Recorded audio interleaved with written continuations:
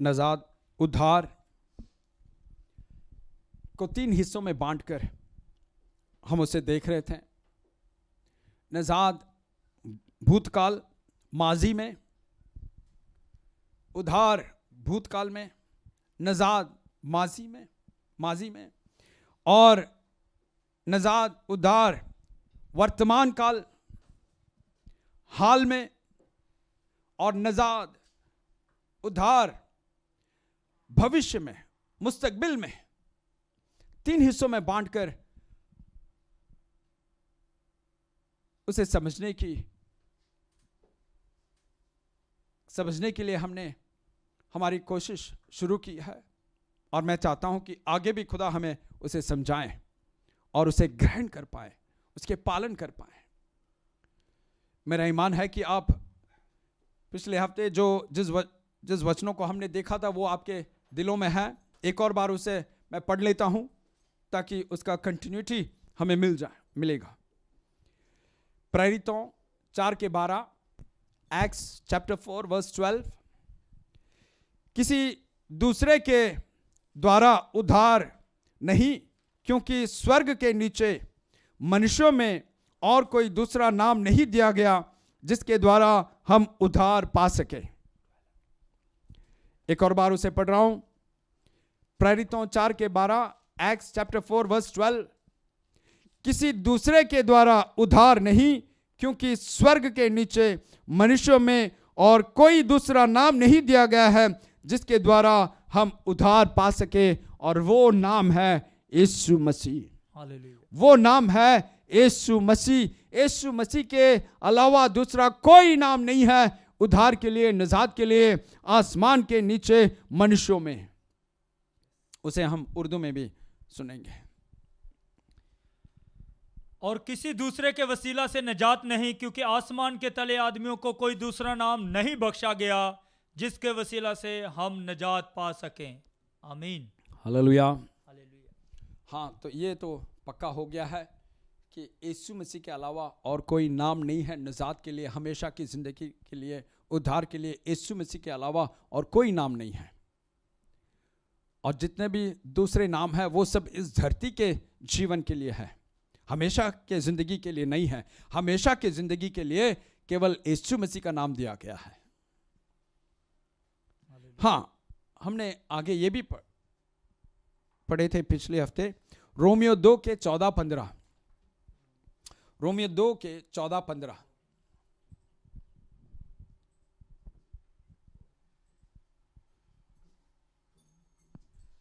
हिंदी में पढ़ रहे हैं। फिर जब अन्य जाति लोग जिनके पास व्यवस्था नहीं, स्वभाव ही से व्यवस्था की बातों पर चलते हैं, तो व्यवस्था उनके पास न होते पर भी वे अपने लिए आप ही व्यवस्था है। 15, वे व्यवस्था की बातें अपने अपने हृदयों में लिखी हुई दिखाते हैं और उनके विवेक मन भी गवाही देते हैं और उनके विचार परस्पर दोष लगाते हैं, उन्हें निर्दोष ठहराता है। और 16 में, जिस दिन परमेश्वर मेरे सुसमाचार के अनुसार यीशु मसीह के द्वारा मनुष्यों की गुप्त बातों का न्याय करेगा, उस दिन ये सब होगा। उसे उर्दू में भी सुने, 14, 15 और 16। रोमियो 2:14, 15 और 16। Romans chapter 2 verse 14, 15 and 16। इसलिए कि जब वो कौमें जो शरीयत नहीं रखती अपनी तबीयत से शरीयत के काम करती है, तो बावजूद शरीयत ना रखने के वो अपने लिए खुद एक शरीयत हैं। चनाचा वो शरीयत की बातें अपने दिलों पर लिखी हुई दिखाती हैं और उनका दिल भी उनकी गवाही देता है, और उनके बाहमी ख्यालात या तो उन पर इल्ज़ाम लगाते हैं या उनको माजूर रखते हैं। जिस रोज़ खुदा मेरी खुशखबरी के मुताबिक यीशु मसीह की मार्फत आदमियों की पोशीदा बातों का इंसाफ करेगा।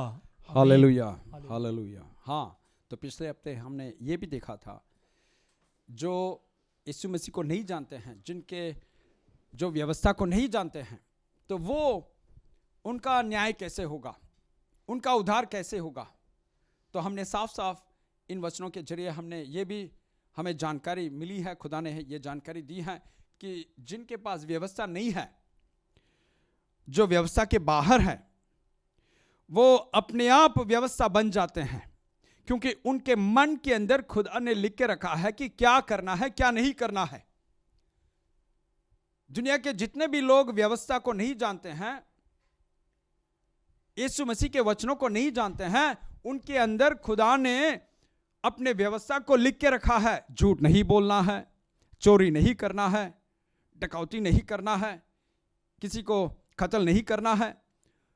बहुत सारे व्यवस्था खुदा ने हर एक इंसान के मन के अंदर, हृदय के अंदर लिख के रखकर खुदा कहता है कि हर एक शख्स व्यवस्था बन गया है।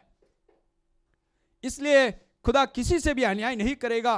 जब आखिर के दिन में हम सब जी उठेंगे तो खुदा के न्यायासन के सामने खड़े होकर हमें न्याय देना पड़ेगा।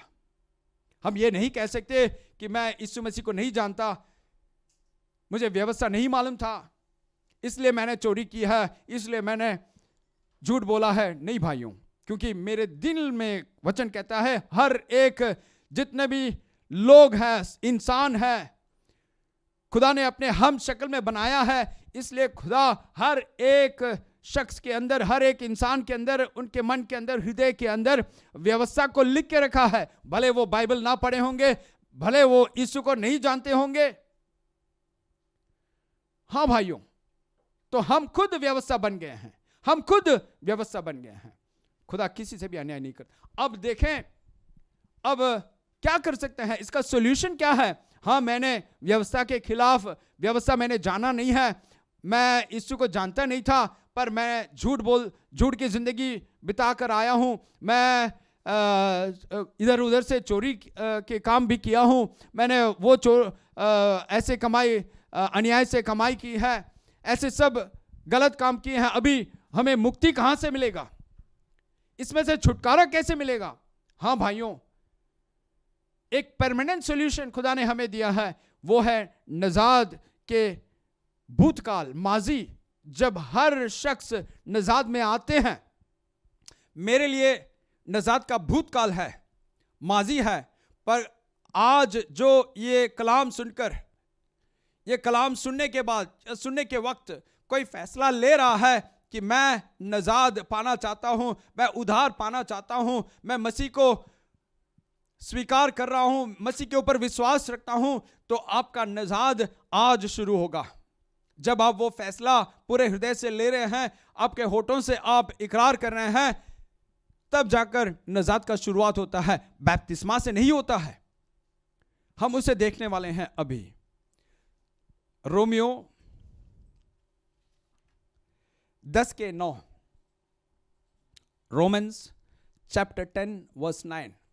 नजात का शुरुआत कहां होता है, कैसे होता है, क्या करने से होता है? एक और बार, नजात, उद्धार, मुक्ति का शुरुआत कहां, कैसे होता है, कब होता है? रोमियो 10:9 में पढ़ता हूं कि यदि तूने अपने मुंह से यीशु को प्रभु जानकर अंगीकार करे और अपने मन से विश्वास करे कि परमेश्वर ने यीशु को उसे मरे हुओं में से जी लाया, तो तू निश्चय उद्धार पाएगा, तो तू निश्चय नजात पाएगा। Hallelujah, hallelujah. अब नजात, उद्धार का शुरुआत हम सुन रहे हैं, उसे हम उर्दू में भी सुने। 10:9, अगर तू अपनी जुबान से यीशु के खुदावंद होने का इकरार करे और अपने दिल से ईमान लाए कि खुदा ने उसे मुर्दों में से जलाया, तो तू निजात पाएगा। आमीन। जलाया नहीं, जी लाया। जलाना अलग है, जी लाना अलग है। जलाना आग से जलाते हैं, जी लाना है। हालेलुया, हाँ, गलत नहीं समझना। जी लाना है, दोबारा जी उठना। मुर्दों से खुदावन यीशु को खुदा ने, पिता परमेश्वर ने जी उठाया था, जी लाया था। Hallelujah, hallelujah. अब देखो, दो बातें करना है। अगर उद्धार पाना है, नजात पाना है, तो दो काम हमें करना है। क्या करना है? एक मुंह से करना है, एक मन से करना है। एक मुंह से करना है, एक बात को मुंह से करना है, और एक बात को मन से करना है। अब आपको फैसला करना है कि आपका उम्र ये जानने के लिए काबिल है या नहीं, इसे समझने के काबिल है या नहीं। ये दोनों काम अगर आप करोगे तब जाकर उद्धार नजात का शुरुआत होता है। भाइयों बहनों, अगर आज तक आपने किया नहीं है तो आज इसको सुनकर आप अपने आप को सौंपे, फैसला करें, हां ये नजात मुझे भी चाहिए, ताकि मेरे गुनाहों में से मैं छुटकारा पाऊं, ताकि मैं अपने सारे पापों से छुटकारा पाऊं, एक नई जिंदगी बिताऊं।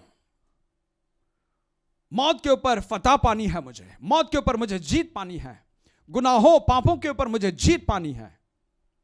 अगर आप यह फैसला ले रहे हो तो इसी वक्त आप अपने हृदय और अपने मुंह को इस दो कामों के लिए सौंपोगे तो इसी वक्त खुदा आपको स्वीकार करेगा और नजात उद्धार को आपको देगा। दो बात, एक मुंह से क्या करना है? अंगीकार करना है, इकरार करना है। क्या करना है? क्या कहना है? यीशु को प्रभु कहना है। यीशु मसीह, खुदावन यीशु, यीशु मेरा खुदावन है। क्या कहना है? मुंह से क्या इकरार करना है? कि यीशु मेरा खुदावन है, कि यीशु मेरा प्रभु है। इसे हम मुंह से इकरार करना है, इसे मुंह से अंगीकार करना है। और दूसरी बात क्या है? मन में, हृदय में। ये बाहर की नहीं है, ये अंदर की है। बाहर का एक है, अंदर का एक है। जब दोनों मिलता है उद्धार पाते हैं। Hallelujah, hallelujah. जब दोनों मिलते हैं तो नजात का शुरुआत होता है। हां, एक बदलाव आता है हमारे अंदर। हम पाप से, गुनाहों से हमें छुटकारा मिलता है, हमारा बोझ हल्का हो जाता है, हमारे अंदर शांति मिलती है। मैंने महसूस किया है, इसलिए मैं अपनी गवाही सुना रहा हूं। और वचन वही हमें सुनाता है। यह जीवित वचन है, खुदा का जीवित वचन है। हां भाइयों, अब देखो, मुंह से अंगीकार करना है, इकरार करना है कि यीशु मेरा प्रभु है, कि यीशु मेरा खुदावंद है।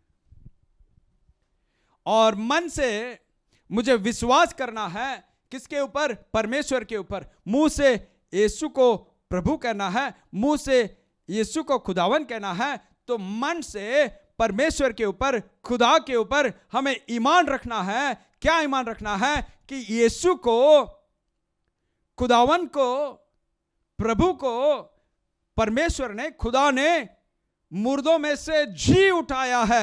ये मेरे मन में विश्वास करना है, मेरे हृदय में विश्वास करना है, तब जाकर उद्धार मिलता है। हां भाइयों बहनों, उद्धार का शुरुआत कलीसिया में जाने से नहीं होता है, उद्धार का शुरुआत बपतिस्मा लेने से नहीं होता है, बल्कि वचन हमें साफ साफ कहता है। एक और बार मैं उसे पढ़ता हूं, रोमियो 10:9, कि यदि तू अपने मुंह से यीशु को प्रभु जानकर अंगीकार करें और अपने मन से विश्वास करें कि परमेश्वर ने उसे मरे हुओं में से जी लाया, तो तू निश्चय उद्धार पाएगा। Hallelujah, hallelujah. उर्दू में सुने।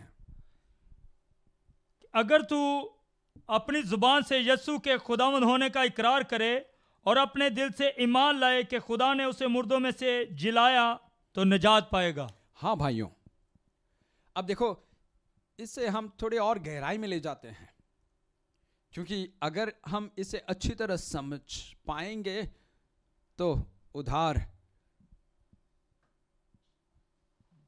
को हम अच्छी तरह जान पाएंगे। अब 10:10 मैं पढ़ता हूं, रोमियो 10:10, अगला वचन मैं पढ़ता हूं, रोमन्स चैप्टर 10:10। क्योंकि धार्मिकता के लिए, दोबारा कहता हूं, धार्मिकता के लिए मन से विश्वास किया जाता है और उद्धार के लिए मुंह से अंगीकार किया जाता है। यहां पर भी दो बात है, यहां पर भी दो बात है, उसे उर्दू में सुने। क्योंकि रासबाजी के लिए, रासबाजी के लिए, किसके लिए? राजबासी। उर्दू में राजबासी, हिंदी में धार्मिकता। राजबासी के लिए ईमान लाना दिल से होता है, ईमान लाना दिल से होता है, और नजात के लिए, और उद्धार के लिए इकरार मुंह से किया जाता है। इकरार मुंह से किया जाता है, और तब जाकर नजात शुरू होता है, तब जाकर उद्धार शुरू होता है। भाइयों बहनों, हां, तो देखो, धार्मिकता और उद्धार, ये दोनों एक दूसरे से मिले हुए हैं। एक ही क्षण पर, एक ही वक्त पर दोनों एक साथ होता है। उद्धार के बाद धार्मिकता नहीं है, धार्मिकता के बाद या पहले उद्धार भी नहीं है। राजबाजी के बाद या पहले नजात नहीं है, नजात के पहले या नजात के बाद राजबाजी भी नहीं है। दोनों एक साथ मिलकर काम करते हैं, दोनों एक साथ मिलकर काम करते हैं। क्या क्या है? दोनों, राजबाजी और उद्धार, धार्मिकता और नजात। हां, तो धार्मिकता के लिए क्या करना है और उद्धार हम कैसे पाते हैं, धार्मिकता कैसे पाते हैं? धार्मिकता के लिए मन से विश्वास किया जाता है। क्या विश्वास करते हैं? परमेश्वर पर, जिसने यीशु मसीह को जी उठाया है। तो धार्मिकता के लिए हमें परमेश्वर पर विश्वास रखना है। जो कोई परमेश्वर पर विश्वास रखता है कि परमेश्वर ने यीशु मसीह को जी उठाया है, तो धार्मिकता मिलती है। और उद्धार के लिए मुंह से अंगीकार किया जाता है। क्या अंगीकार करना है? कि यीशु मेरा प्रभु है, यीशु मेरा खुदावंद है। तो हां, जो कोई धार्मिकता और उद्धार में आते हैं, उनको सारे पापों से मुक्ति मिलता है, सारे गुनाहों से मुक्ति मिलता है। वो अपने पाप को लेकर चलने की जरूरत नहीं है, उस बोझ को उतार कर रख सकते हैं। Hallelujah, hallelujah. तो देखें, हम यहां पर साफ साफ देख रहे हैं कि उद्धार, नजात कैसे शुरू होता है।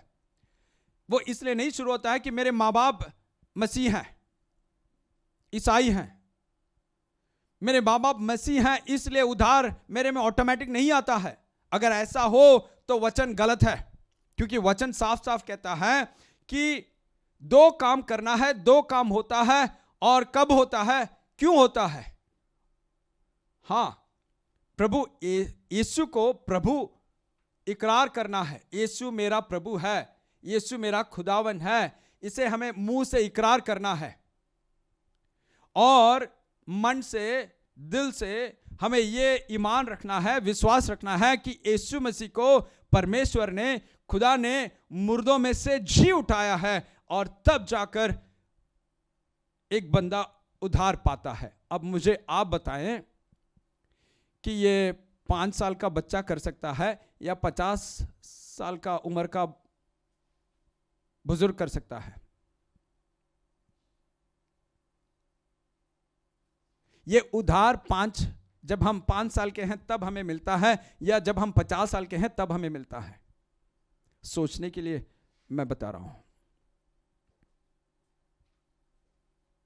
भाइयों, सच्चाई यह है कि ना ये 5 साल में होता है, ना 50 में होता है। इसके लिए कोई उम्र नहीं है, इसके लिए कोई उम्र नहीं है। बस ये जानकारी की बात है, मैच्योरिटी की बात है, समझदारी की बात है। अब ये समझदारी, ये जानकारी किसी में 5 साल की उम्र में आए तो अच्छा है, अगर किसी में कम से कम 50 में आए तो भी अच्छा है, क्योंकि वो मरने से पहले आ रहा है। मेरे साथ हो? अब आप मुझे बताइए, अगर इसके बिना और यीशु के नाम के बिना उद्धार इस बाइबल में है या नहीं? नहीं है भाइयों। नहीं है भाइयों। इसके अलावा उद्धार और कहीं नहीं है। उद्धार के लिए मन से और मुंह से इकरार करना, विश्वास करना बहुत ही जरूरत है।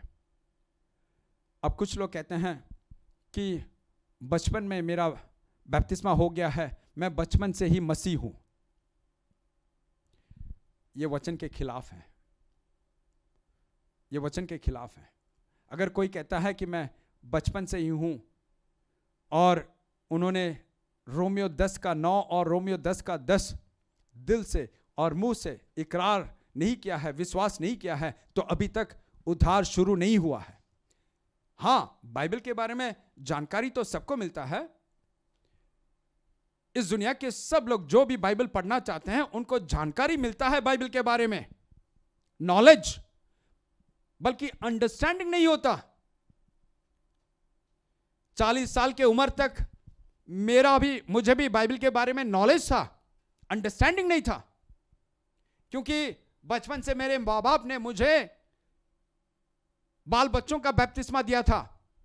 मुझे मालूम नहीं था कि यीशु मरा, जी उठा, जी उठना क्या है, क्यों मरा था, किसने जी उठाया और क्यों जी उठाया, इसके बारे में मुझे जानकारी ही नहीं था। हाँ, मैं 40 साल की उम्र तक मसीह था। मैं मसीह परिवार में मेरा जन्म हुआ था। जब मैं छोटा था मेरे माँ बाप ने मुझे बपतिस्मा दिया था यीशु मसीह के नाम से। कोई फादर ने बपतिस्मा दिया था, बपतिस्मा के लिए मुझे समर्पण किया था। 40 साल की उम्र तक मैंने मेरे बहन के साथ, अगर मेरी बहन ये सुन रही है तो मेरी बहन के साथ हमने हर रोज हमें बाइबल पढ़ना होता है। 40 साल की उम्र तक, मेरे 40 साल की उम्र तक मैंने कम से कम 4 बार इस बाइबल को पूरी तरह पढ़ चुके हैं, क्योंकि मेरे माँ बाप कहते हैं कि मैं और मेरी छोटी बहन हमें हर रोज वचन पढ़ना है, दुआ करना है, गीत गाना है, तब जाकर हमें रात का खाना मिलता है। पर मेरा और मसीह का कोई रास्ता नहीं था। हाँ भाइयों, और 40 साल की उम्र में वो जानकारी, वो अंडरस्टैंडिंग मुझे मिला कि मैं अभी तक पूरे दिल से इकरार नहीं किया है। मैंने यीशु को मुंह से मसीह मसीह कई बार कहा है, प्रभु प्रभु कई बार कहा है, पर वो जानकारी मुझे नहीं था, क्योंकि मेरे समझ में क्यों ये नहीं आया कि यीशु को मरने की क्या जरूरत थी, मसीह को मरने की जरूरत क्यों थी। और जब वो जानकारी मुझे मिला, मेरा उम्र 40 साल का था, और जब मैं 40 साल का था तब मैं उद्धार पाया, निजात पाया। हाँ भाइयों, अब देखो ये ईमान इतना इंपॉर्टेंट है। उसी रोमियो में पौलुस, प्रेरित पौलुस इब्राहिम के बारे में क्या बता रहा है। रोमियो 4:3 पढ़े, रोमियो 4:3, रोमन्स चैप्टर 4:3। पवित्र शास्त्र बाइबल क्या कहता है? यह कि अब्राहम ने परमेश्वर पर विश्वास किया और यह उसके लिए धार्मिकता गिना गया। यह यीशु मसीह की पहले की बात है। यीशु मसीह की 2000 साल पहले की बात है। यीशु मसीह के 2000 साल पहले की बात है। इब्राहिम के बारे में बताया गया है कि अब्राहम ने परमेश्वर पर, पिता परमेश्वर पर विश्वास किया और वह उसके लिए, किसके लिए? अब्राहम के लिए धार्मिकता गिना गया। हाँ, मसीह आने के पहले भी धार्मिकता था और अब्राहम को उस धार्मिकता में एंट्री मिला था। कैसे अब्राहम ने परमेश्वर पर विश्वास किया, उसे हम उर्दू में भी सुने। किताब मुकद्दस क्या कहती है? हाँ, ये कि इब्राहिम खुदा पर ईमान लाया और ये उसके लिए रास्तबाजी गिना गया। और अब्राहम का विश्वास, इब्राहिम का ईमान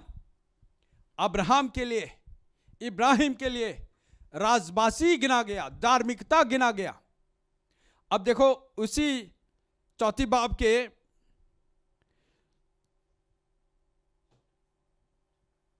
24 और 25 पढ़े, 24 और 25 पढ़े। हिंदी में मैं पढ़ता हूं। और यह वचन विश्वास उसके लिए धार्मिकता गिना गया है, न केवल उसी के लिए लिखा गया वरन हमारे लिए भी, जिनके लिए विश्वास धार्मिकता गिना जाएगा, अर्थात हमारे लिए जो उस पर विश्वास करते हैं जिसने हमारे प्रभु यीशु को मरे हुओं में से जी लाया। और 25, वह हमारे अपराधों के लिए पकड़वा गया और हमारे धर्मी ठहरने के लिए जी लाया भी गया। Hallelujah, hallelujah. जिस प्रकार अब्राहम ने खुदा पर, परमेश्वर पर विश्वास किया है, उसी प्रकार अब्राहम के 4000 साल बाद इन दिनों में हमारे लिए क्या कहता है, वचन क्या कहता है, क्योंकि यह वचन जीवित वचन है। ये कल भी, आज भी और आने वाले कल भी हमसे बात करते आ रहा है, करेगा और कर रहा है। हमसे क्या कह रहा है कि ये केवल अब्राहम के लिए ही नहीं, बल्कि आज भी हर एक जो प्रभु यीशु मसीह पर विश्वास रखता है, जो प्रभु यीशु मसीह को इकरार करता है और परमेश्वर पर विश्वास रखता है, वो उसके लिए भी है। केवल अब्राहम के लिए नहीं, बल्कि उसके लिए भी जो विश्वास रखता है, जो ईमान रखता है, जो मुंह से इकरार करता है, जो मुंह से अंगीकार करता है, उसके लिए भी उद्धार है। हाँ भाइयों, उसे उर्दू में सुने। बल्कि हमारे लिए भी, जिनके लिए ईमान रास्तबाज गिना जाएगा, इस वास्ते के हम उस पर ईमान लाए हैं जिसने हमारे खुदा यीशु मसीह को मुर्दों में से जिलाया। वो हमारे गुनाहों के लिए हवाला कर दिया गया और हमको रास्तबाज ठहराने के लिए जिलाया गया। Hallelujah, hallelujah.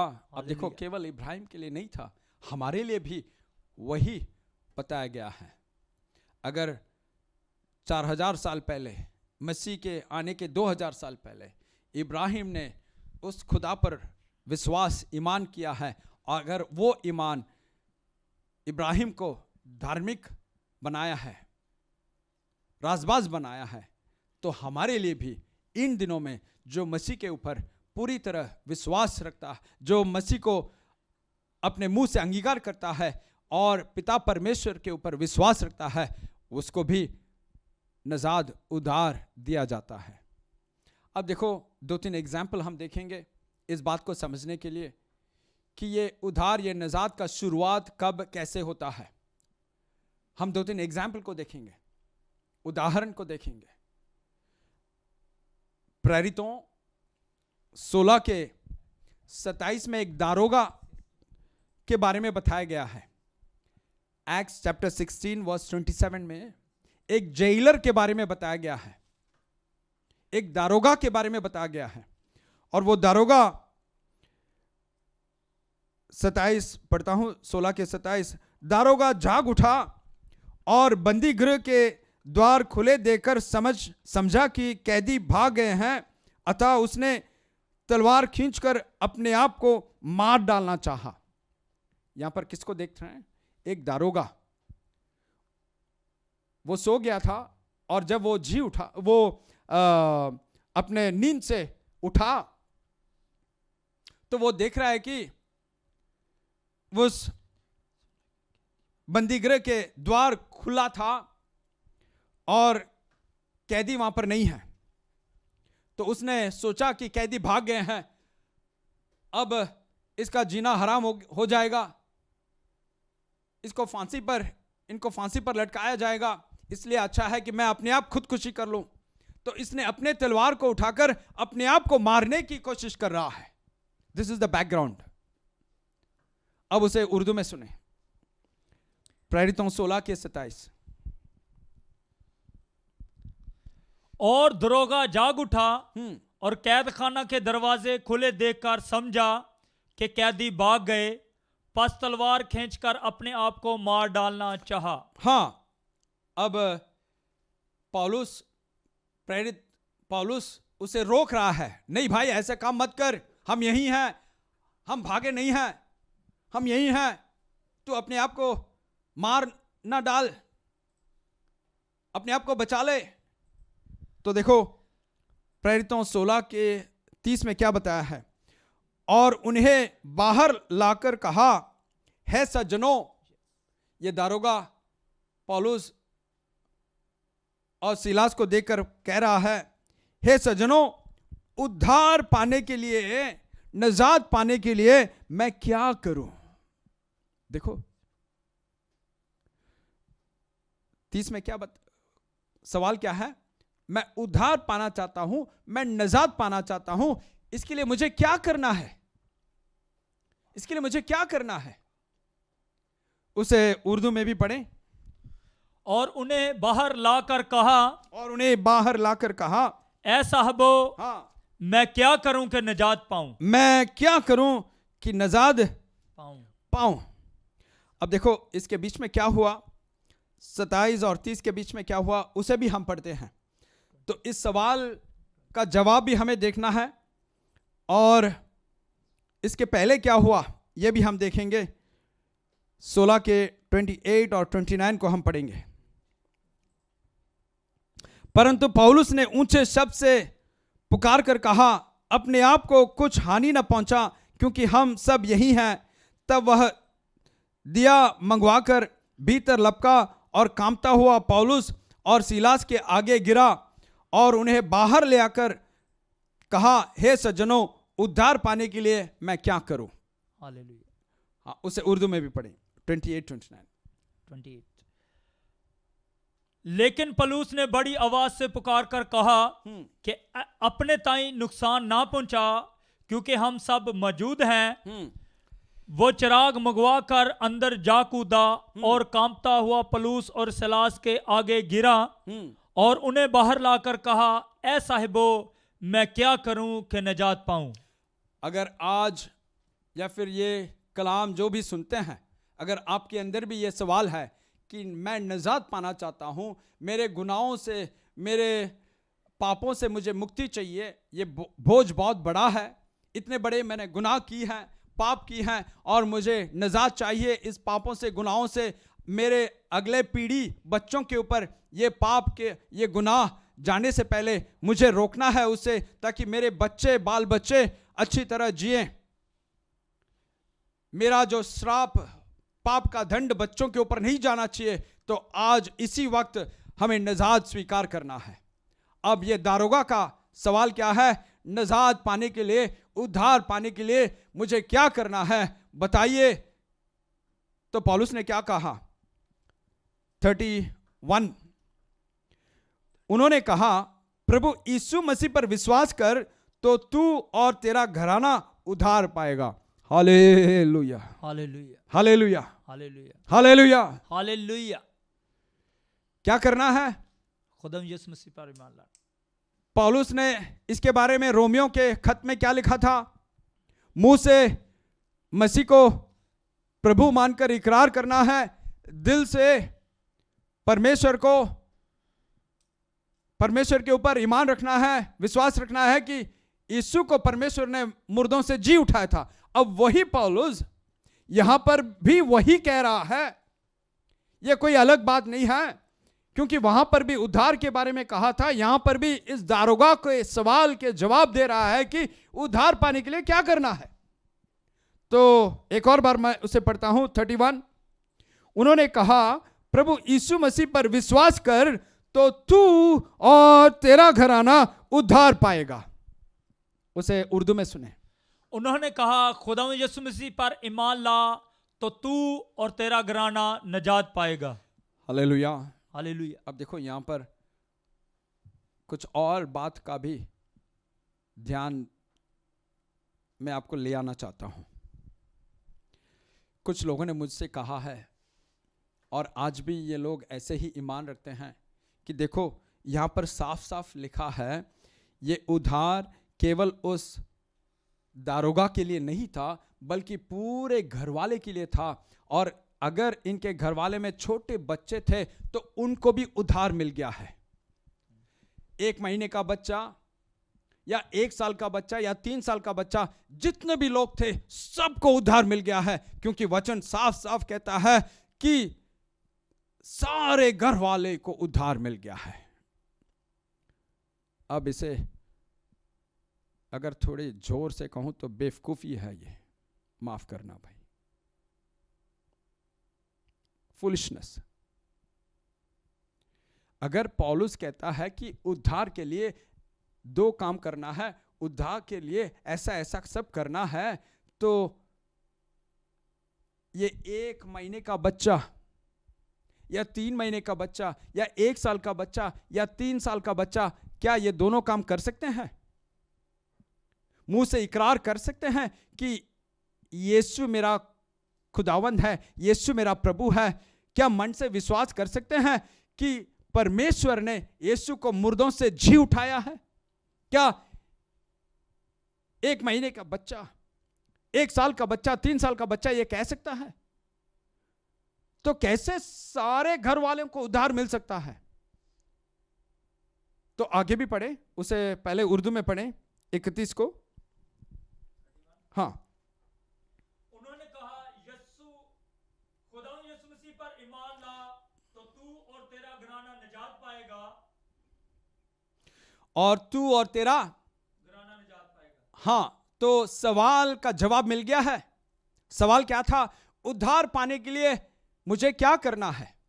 अब सवाल में केवल दारोगा के लिए ही नहीं था, बल्कि सारे घर वालों के लिए ही भी जवाब दिया गया। हालेलुया। दारोगा ने अपने लिए मांगा था, दारोगा ने अपने लिए मांगा था। अब 32 में पढ़े, 16:32 में पढ़ रहा हूं। और उन्होंने उसको और उसके सारे घर के लोगों को प्रभु का वचन सुनाया। Hallelujah, hallelujah, hallelujah, hallelujah. हाँ, उर्दू में सुने। और उन्होंने उसको और उसके सब घराने वालों को खुदा उनका कलाम सुनाया। हालेलुया। अब ये कलाम 1 महीने के बच्चा सुन सकता है, 1 साल का बच्चा सुन सकता है। हाँ, वचन तो साफ साफ लिखा है कि सारे घर वालों को, घराने को सुनाया। ऐसा ही है ना? वचन तो साफ साफ सब कुछ बताता है, पर हमें आगे पीछे पढ़ना होता है। बस बीच में से इधर से उधर से अगर वचन हम निकाल कर फैसला करें तो हम गिर जाएंगे।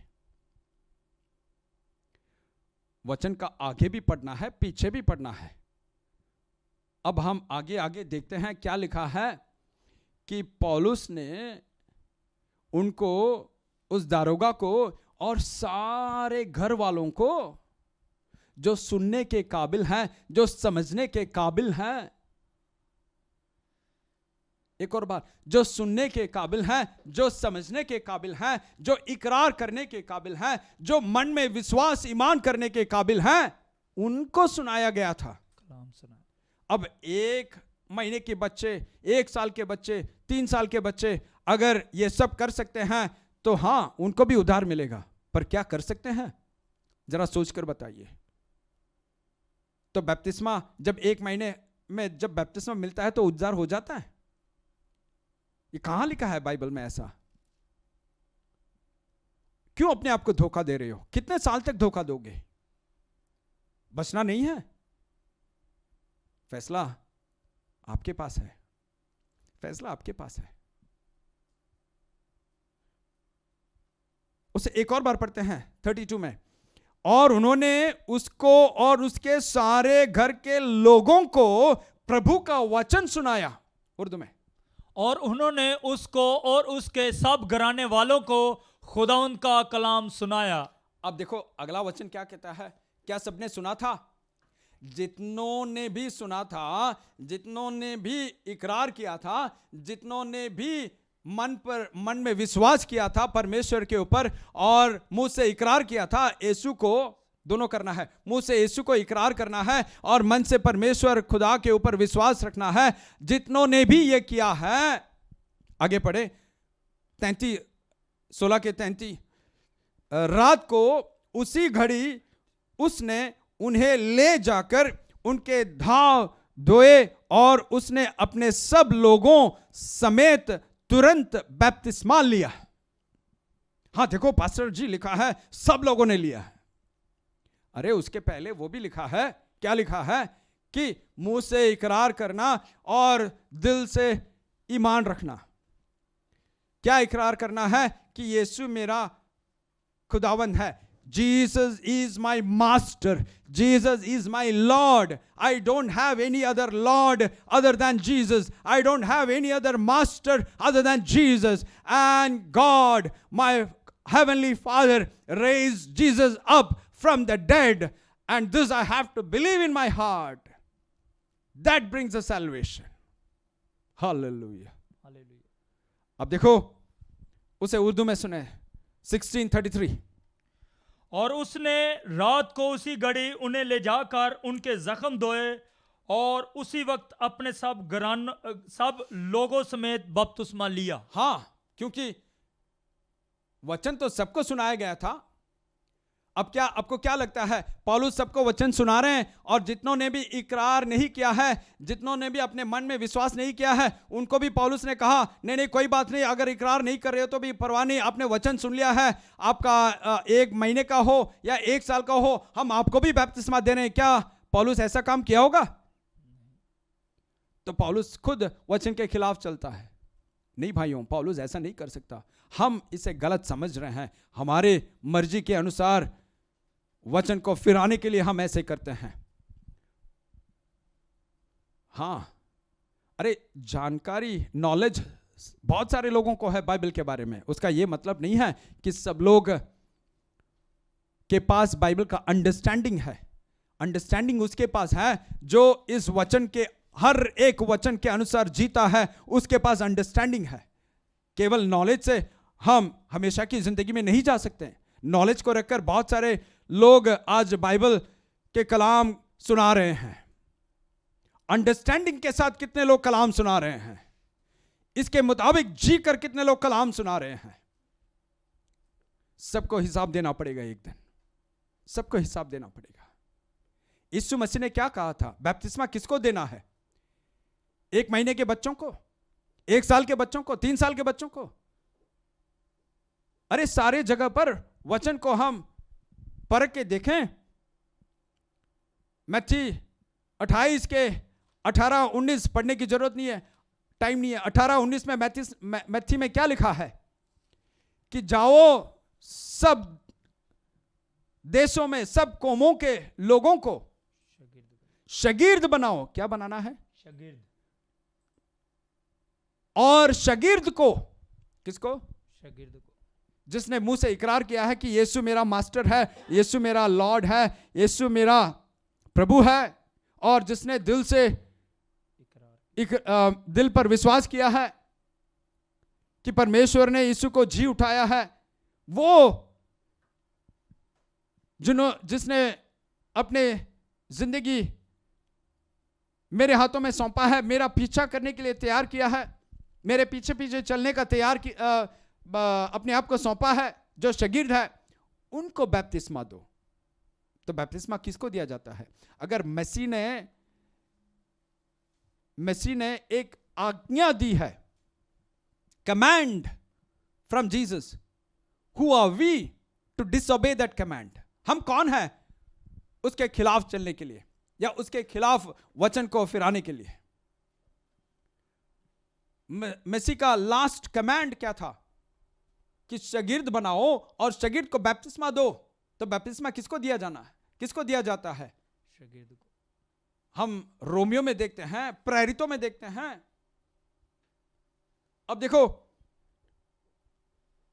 उसके 16 के 1634 मैं पढ़ रहा हूं, एक्ट 1634।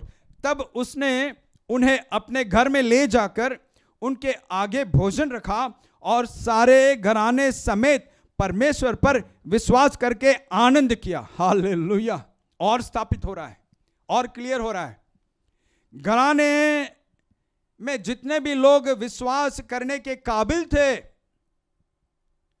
घर में जितने भी लोग दिल में विश्वास करने के काबिल थे कि परमेश्वर ने, खुदा ने यीशु मसीह को मुर्दों में से जी उठाया है, वो विश्वास करना बहुत ही जरूरी है और इकरार करना बहुत ही जरूरी है। यहां पर साफ साफ 34 में बताया गया है, तब उसने उन्हें अपने घर में ले जाकर उनके आगे भोजन रखा और सारे घराने समेत परमेश्वर पर विश्वास करके आनंद किया। उसे उर्दू में सुने। और उन्हें ऊपर घर में ले जाकर दस्तरख्वां बिछाया और अपने सारे घराने समेत खुदा पर ईमान लाकर बड़ी खुशी की। हालेलुया। हालेलुया। तो क्या 1 महीने के बच्चे को उधार मिला होगा? फैसला आपको करना है। क्या 1 साल के बच्चे को उधार मिला होगा? बपतिस्मा दिया होगा पौलुस ने? फैसला आपको करना है।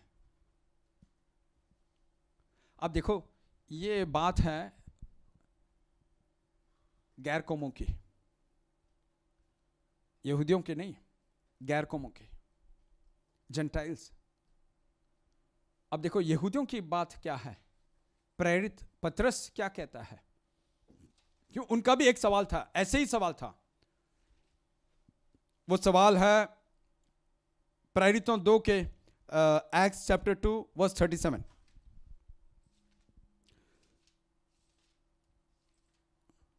Acts chapter 2 verse 37। तब सुनने वालों के हृदय छिद गए, यहूदियों के बारे में बताया गया है, और वे पतरस और शेष प्रेरितों से पूछने लगे, हे भाइयों, हम क्या करें?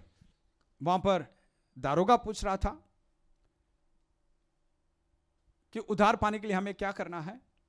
यहां पर यहूदियों पूछ रहे हैं, वहां पर दारोगा ने, गैर कौमों ने पौलुस से पूछा।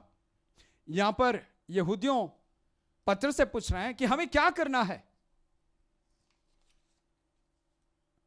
अब पतरस ने, अब उसे उर्दू में पढ़े, प्रेरितों, जब उन्होंने सुना, अमाल के 2 के, जब उन्होंने ये सुना तो उनके दिलों पर चोट लगी। हाँ, और पतरस और बाकी रसूलों से कहा कि ऐ भाइयों, हम क्या करें? अब मैं ये सब गहराई में जाने का वक्त नहीं है, सोचने के लिए बताऊं। जब भी कलाम हम सुनते हैं, जब भी मसीह का कलाम हम सुनते हैं, जिसके मन में चोट लगता है वो बच गया। हालेलुया। यस। हाँ,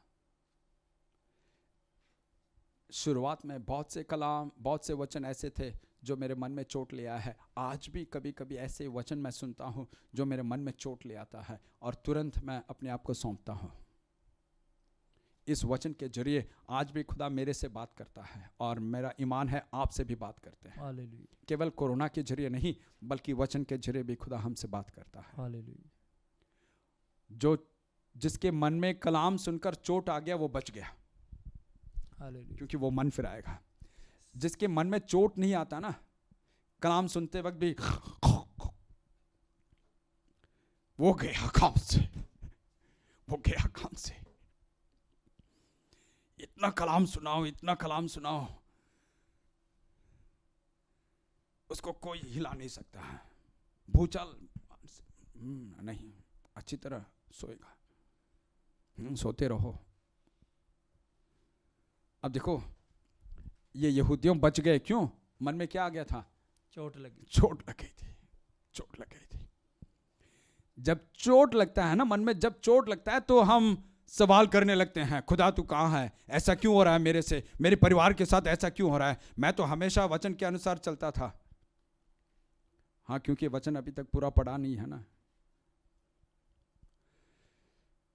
हम रोज के रोज बदलते हैं, एक दिन में नहीं बदलापन आता है, रोज के रोज बदलते हैं, बस हमें सौंपना होता है। हाँ भाइयों, अब इनके दिल में चोट आ गया है। अब वो पूछ रहे हैं कि हमें क्या करना है। दारोगा पूछ रहा था, मैं क्या करूं? यही सवाल है इनका भी। अब देखो पतरस ने क्या जवाब दिया, अगला वचन।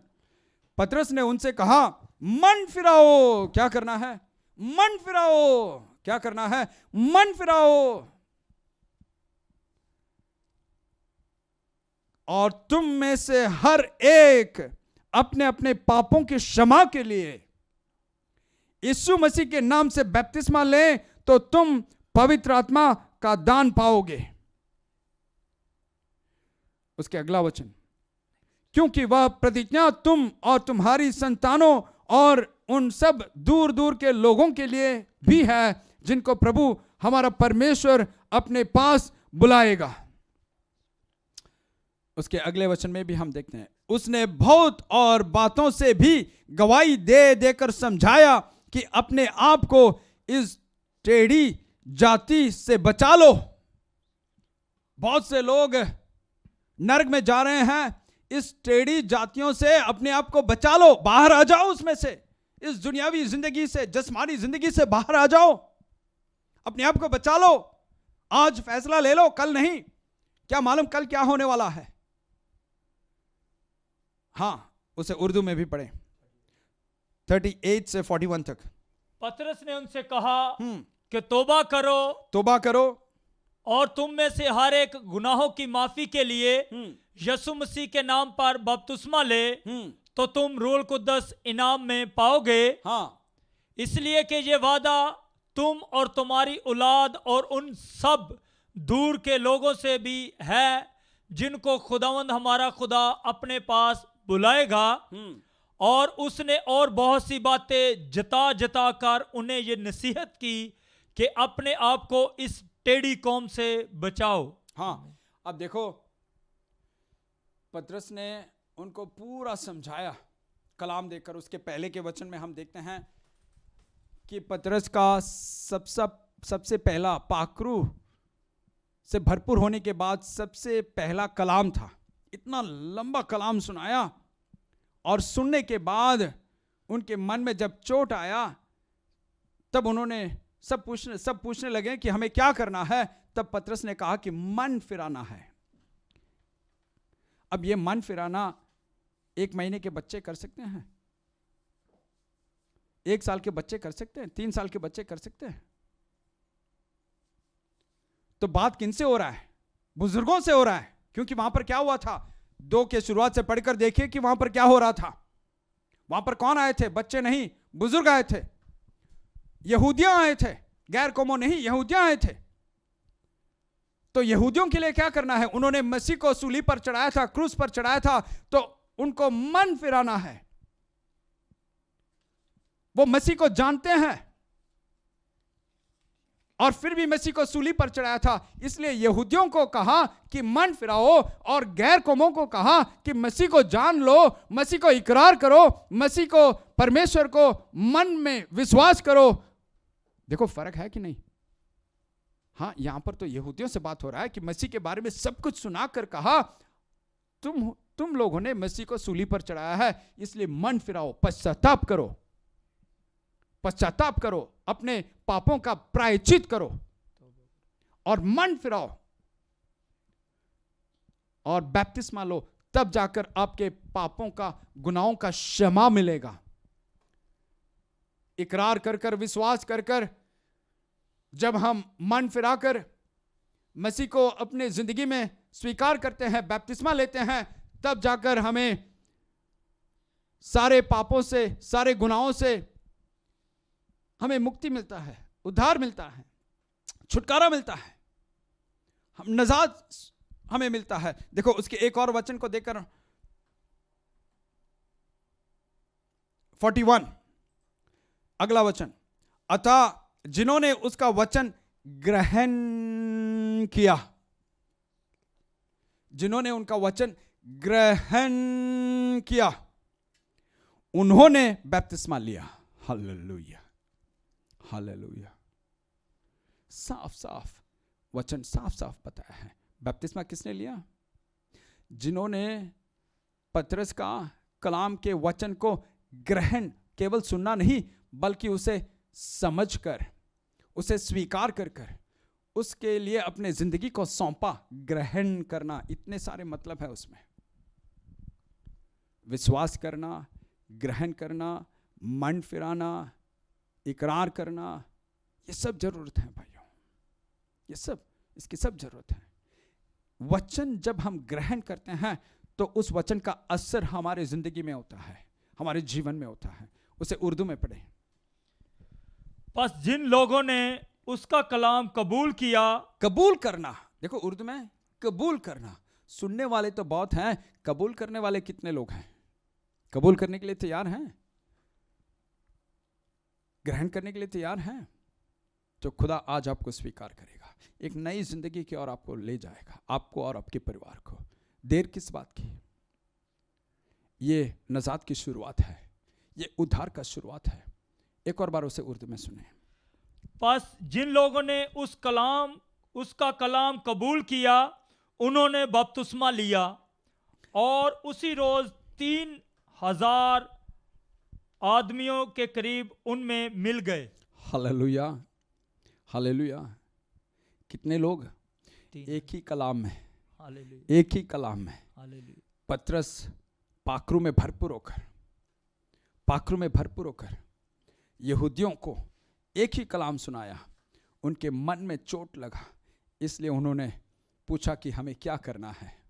मन में जब चोट लगते हैं ना, कलाम सुनकर जब मन में चोट लगते हैं, उनके ज़िंदगी बदल जाता है। मेरे ज़िंदगी, जब मैं 40 साल का उम्र था, तब मेरे मन में चोट लगा, तब मेरा ज़िंदगी बदल गया। भाइयों, बहुत सारे लोग गवाही दे सकते हैं कि आपने मसीह को कब स्वीकार किया? मेरे मन में वो वचन चोट लगा, तब मैंने अपने आप को सौंपा। आइए हम अपने आप को सौंपेंगे। ये नजात का शुरुआत है। और भी बहुत कुछ वचन हम ध्यान कर सकते हैं, पर दिए गए वक्त यहाँ पर ख़त्म हो रहा है। अगले हफ्ते अगर खुदा चाहे तो नजाद के हम प्रेजेंट टेंस देखेंगे। नजाद में हमें कैसी ज़िंदगी बिताना है, ये नजाद की शुरुआत है। आने वाले हफ्ते, अगले हफ्ते में हम नजाद में हमें रोज़ की ज़िंदगी कैसे होना है, इसके बारे में हम कलाम सुनेंगे। आइए हम खड़े होकर अपने आप को खुदा के हाथों में सौंपें। और अगर आज एक नया फ़ैसला आप ये सुनकर ले रहे हैं, तो आपके लिए भी हम दुआ करेंगे। जो पहले से ही मसीह को स्वीकार कर चुके हैं, पर इसे अच्छी तरह इसके बारे में जानकारी नहीं था, ग्रहण नहीं किया था, तो आप भी सौंपें, दोनों सौंपें और देखें कि खुदा आपकी ज़िंदगी में क्या करने वाला है। हालेलुया। आइए हम अपने आप को सौंपें।